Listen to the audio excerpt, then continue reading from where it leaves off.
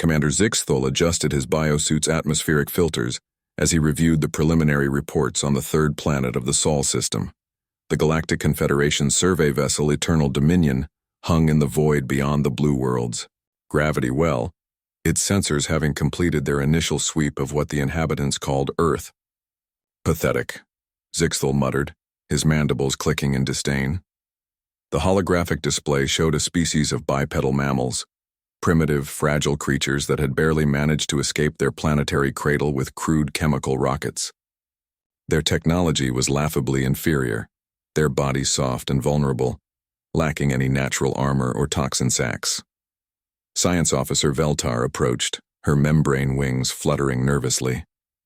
"Commander, the atmospheric analysis is complete, but there seems to be some sort of error in our instruments."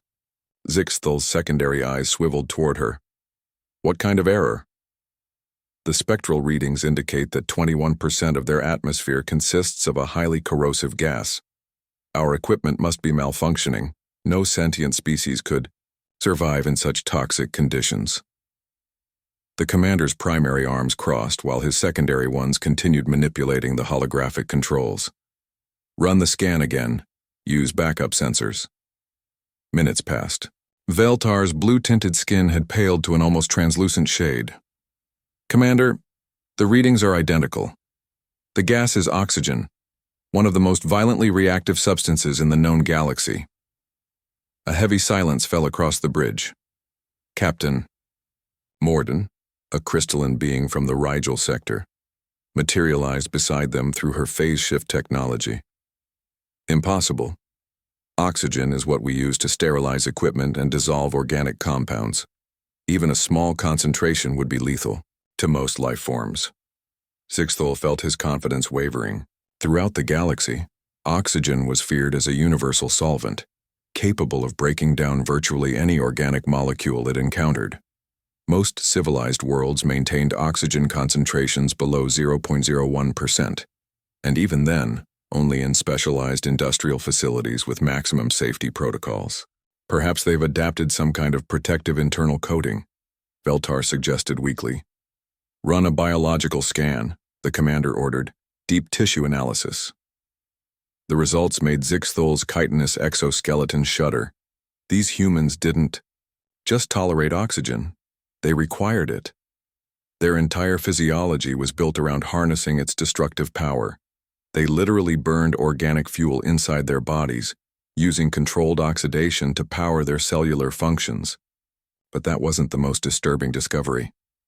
"Commander," Veltar's voice trembled, "they're not just surviving in this oxygen-rich environment. They're thriving because of it. The gas that would dissolve our tissues in minutes, they use it to generate enormous amounts of energy. Their metabolic efficiency is off the charts." Captain Morden flickered between her solid and ethereal states, a sign of extreme agitation among her species. "This explains their unusual physical capabilities. We detected humans lifting objects many times their body weight, running for extended periods without rest and healing from injuries at remarkable rates." The implications began crystallizing in Zixthul's mind. Every species in the Galactic Confederation had evolved in carefully balanced, stable atmospheres.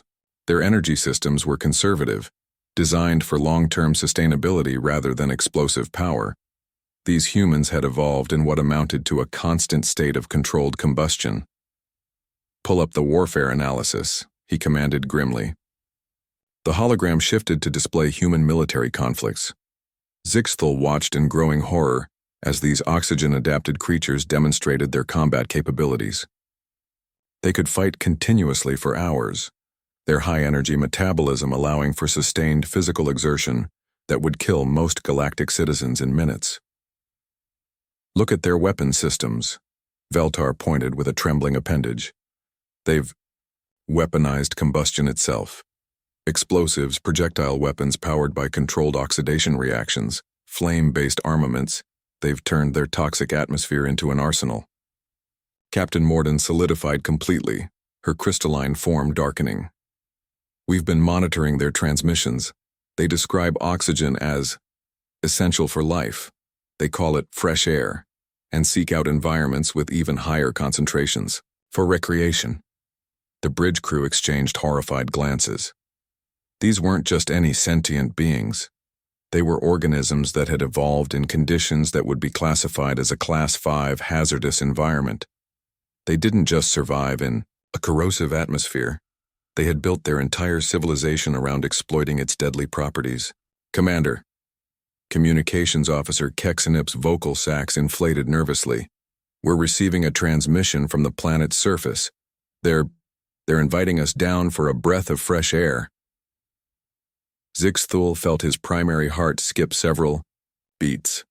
The casual way these humans spoke about their toxic environment suggested they had no idea how deadly their world was to the rest of the galaxy. To them, this oxygen-saturated death trap was simply home. Sir, should I prepare our diplomatic team? Veltar asked.